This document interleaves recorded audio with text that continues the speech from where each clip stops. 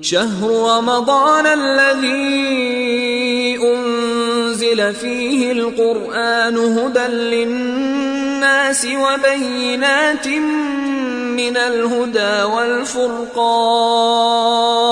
اعوذ باللہ من الشیطان اللعین الرجیم. بسم اللہ الرحمن الرحیم. الحمد للہ وکفا وسلام علی عبادہ الذین اصطفیٰ محمد وعطرتہ الطاہرہ واللعنۃ الدائمۃ علی اہلہا اما بعد.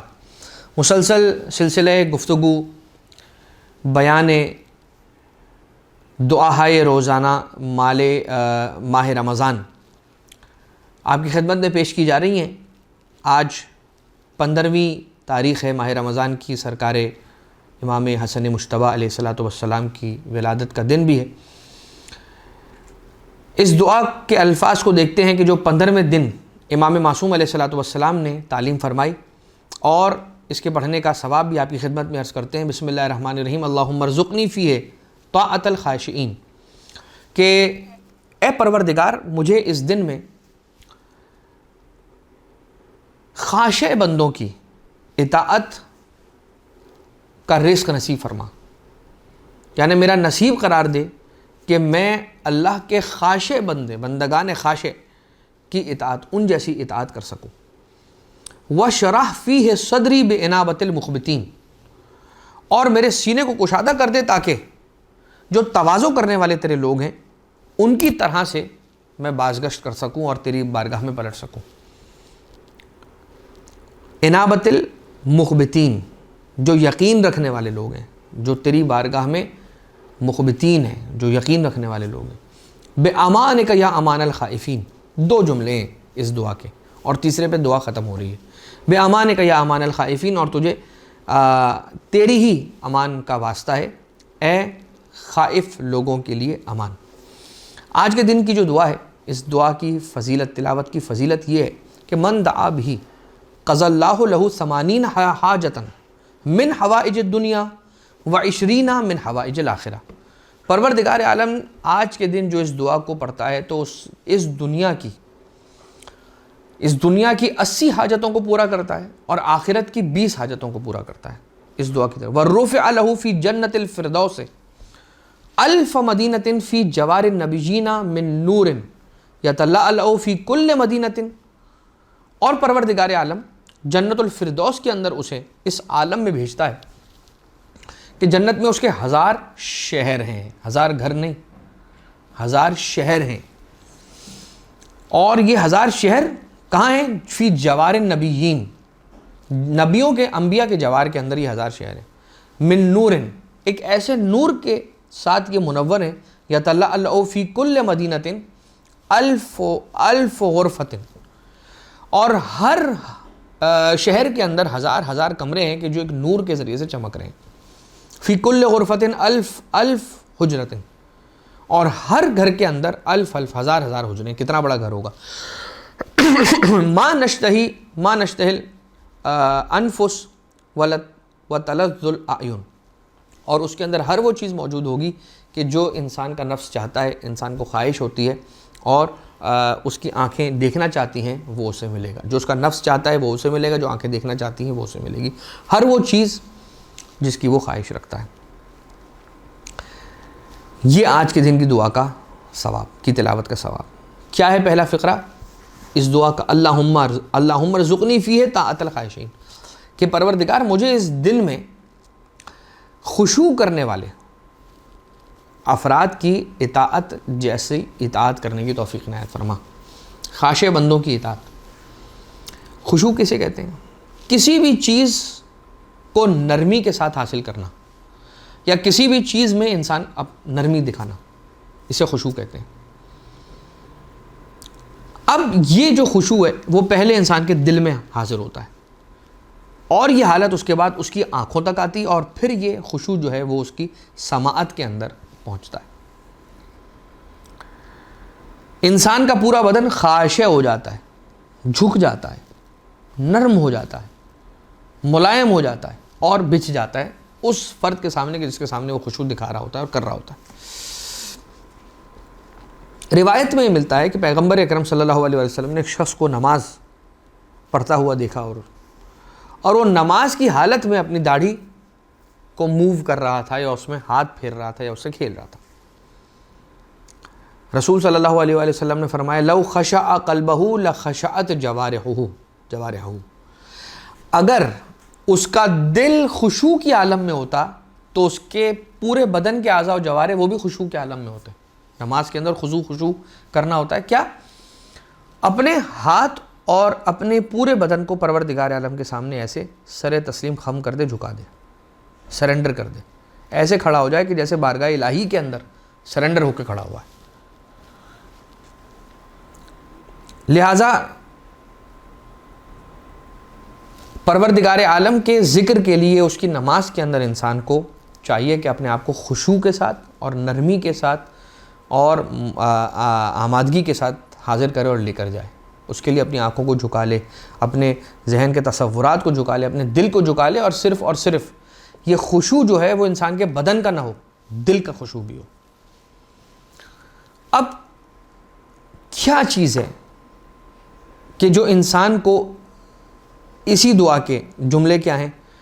وَشْرَحْ فِيهِ صَدْرِي بِإِنَابَةِ الْمُخْبِتِينَ، مجھے شرح صدر عنایت فرما. انابت المخبتین، مخبتین کی انابہ کی طرح سے. کیا ہے شرح صدر؟ شرح صدر کے لیے کچھ چیزیں جو ضروری ہیں کہ جو انسان کے اندر ہونی چاہیے تو پھر اسے شرح صدر کی منزل نصیب ہوتی ہے. نمبر 1، اسے ڈبل مائنڈڈ نہیں ہونا ہے، دو دلی سے باہر آنا ہے، اور یکسوئی کے ساتھ اسے ایک راستے کا تعین کرنا ہے اور اسی راستے پر چلنا ہے. اس راستے پر آنے کا مصمم اور پختہ ارادہ کر کے آنا ہے کہ اس کے بعد اب بیک نہیں ہو سکتا، وہ پیچھے نہیں جا سکتا، اب اسی پہ آگے بڑھنا ہے. مشکل آئے، مصیبت آئے، امتحان آئے یا کوئی مرحلہ آئے، اسی راستے سے ہو کے گزرنا ہے. اور اس کے اندر اپنے دل کو کشادہ کر لے، کھلے دل کے ساتھ وہ کام انجام دے. نمبر 1. نمبر 2، اچھے اخلاق سے پیش آنا. یہ شرح صدر کے لیے بہت ضروری ہے. نمبر 3، عیبوں کی پردہ پوشی کرنا، دوسرے کے عیبوں پر پردہ ڈالنا، اس سے شرح صدر پیدا ہوتا ہے. اور نمبر 4، سکون، اطمینان، متانت، وقار، سکینت، یہ انسان کو اپنے اندر رکھنی ہے. آپ نے دیکھا ہوگا بہت سارے لوگ ہوتے ہیں جو بالکل کام ہوتے ہیں اور بہت غور سے اور سکون سے آپ کی بات سن رہے ہوتے ہیں، اور جب وقت آتا ہے تب بولتے ہیں، اور جب وہ بولتے ہیں تو ان کی بات میں، الفاظ میں اتنا اثر ہوتا ہے کہ جو سیدھا آپ کے دل میں جا کے بات اتر جاتی ہے. خاموش رہتے ہیں، سکون اور اطمینان ان کے ہاں ان کو بہت زیادہ ہوتا ہے. صبر اور غصے کو پی جانا، یہ شرح صدر کے لوازم میں سے، اس کی کنڈیشنز اور اس کی ریکوائرمنٹس میں سے ایک ریکوائرمنٹ ہے. تو کیا؟ یکسوئی، ایک راستے کا انتخاب کر لینا اور بس. اچھے اخلاق کے ساتھ پیش آنا، عیبوں پہ پردہ ڈالنا دوسروں کے، سکون اور اطمینان اور متانت اپنے اندر لے کر آنا، توقف اور رک کے، بے وقوف نہیں ہونا، توقف ہونا، صبر کے ساتھ اور غصے کو پی جانے کے ساتھ کرنا. یہ انسان کو شرح صدر دلواتے ہیں. اور کون سی ایسی چیزیں ہیں کہ جو شرح صدر انسان کو دلاتی ہیں؟ قرآن کریم کے اندر ہے، بسم اللہ الرحمن الرحیم، افلا یتدبرون القرآن ام علی قلوب اقفالها. کیا یہ لوگ قرآن میں تدبر نہیں کرتے؟ کیا ان کے دلوں پہ تالے ہیں؟ قرآن میں تدبر کرنا انسان کو شرح صدر دلواتا ہے. اور کیا چیز؟ ذکر الہی. الا بذکر اللہ تطمئن القلوب. جب دل مطمئن ہوگا، قلب مطمئن ہوگا تو شرح صدر ہو جائے گا. ذکر الہی انسان کو شرح صدر تک پہنچاتا ہے. تسبیح اور عبادت الہیہ شرح صدر کے اسباب اور عوامل میں سے ایک عامل یہ ہے کہ انسان تسبیح پروردگار اور عبادت پروردگار کے اندر اپنے آپ کو مشغول رکھے اور دعا کرتا رہے، استغفار کرتا رہے. اس کے ذریعے سے بھی انسان شرح صدر کی منزل پر پہنچ جائے گا. مخبتین، خضوع اور خشوع کے معنی میں ذکر کیا گیا ہے مخبتین کے معنی کو، مخبت کے معنی کو، خبت کے معنی کو، جو کہ تواضع، عاجزی کے معنی کے اندر بھی ذکر ہوتا ہے. فروق اللغہ نے خضوع اور اخبات میں فرق ذکر کیا. خضوع بھی جھک جانا ہے، اخبات بھی جھک جانا ہے. لیکن فروق اللغہ، صاحب فروق اللغہ نے ایک فرق بیان کیا، اور وہ فرق کیا ہے؟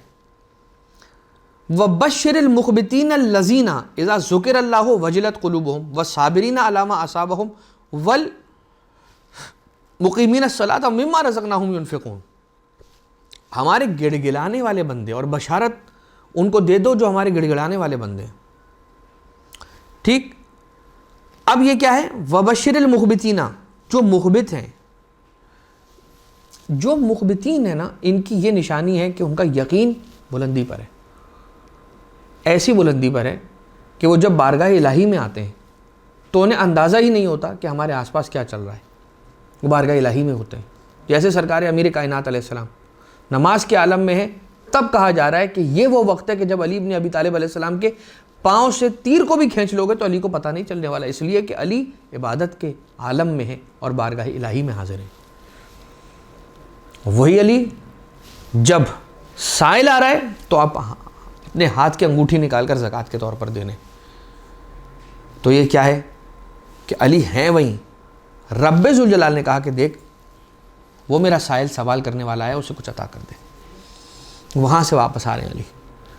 لیکن مخبتین، کیسا یقین چاہیے کہ انسان مخبتین میں سے ہو جائے کہ پروردگار مجھے تواضع رکھنے والوں میں سے، ایک تو اطاعت خاشعین کہ مجھے توفیق عنایت فرما، نمبر 2 مجھے شرح صدر عنایت فرما، اور مجھے انابت مخبتین یعنی انابت مخبتین کے صدقے میں شرح صدر عطا فرما، تواضع کرنے والوں کی طرح، اور جو جھک جانے والے ہیں اپنے، جو اللہ کی بارگاہ میں جھک جاتا ہے پروردگار اس کے سینے کو کشادہ کر دیتا ہے۔